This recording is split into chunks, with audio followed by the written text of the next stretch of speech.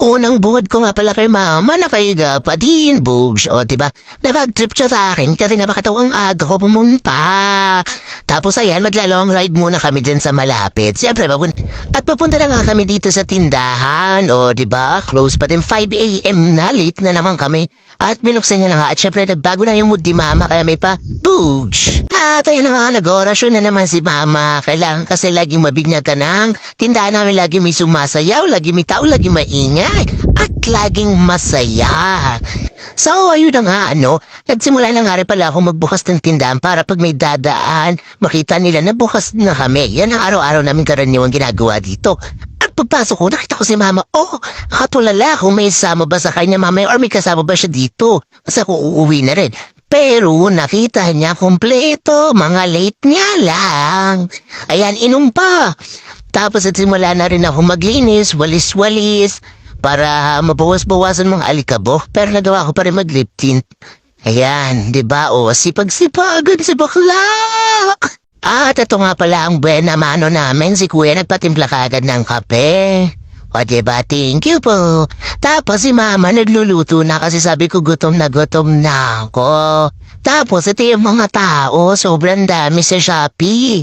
Ayan, diba, dinagsana naman si mama, Tapos ako dito nagbibideo. Ang maganda dito sa tindahan ni mama, is araw-araw maraming tao. Ganito dinadagsa, diba? Tapos Shopee yan.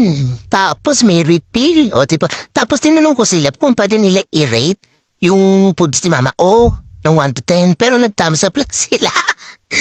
Tapos, ayun, dito nga ako nakapwesto lagi. At tinanong ko kay mama, humiga na yung pansit kantot. Grabe, ang mahal na talaga ng bilihin kahit ako nai-stress. Tapos, ayan nga guys, ito yung araw-araw na ginagawa ko dati. At ngayon lang ulit kasi ako nakapunta. So, na-miss ko rin naman magbenta at tulungan si mama. Ayan, pati sa pagsusukli nabubobo ako kasi nanibago nga ako.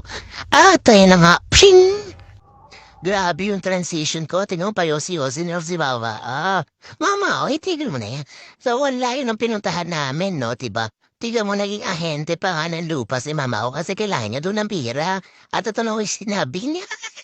Ako muna mag-aahente ng lupa dahil mayroon tayong bayang taga-ibang bansa para Magkaroon tayo.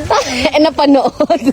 Ayan na. Ito na ngayon, nasa kabundukan. Ayan, nagawa pa rin makipagchismisan ni mama.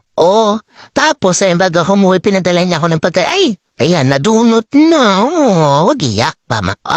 Tapos, ayan, nagpaalam na rin ako umuwi kay mama. Kay tito ko, kay daddy ko, at saka sa pinsan ko. Tapos, ayun, bago siya makipagbabay ng pagchismisan siya. Sabi ko, babay na. Tapos, chini-chika. Kasi nawala pa akong sleep. So, ayan, nalungkot siya. Balik na lang ako ulit bukas. Mwah!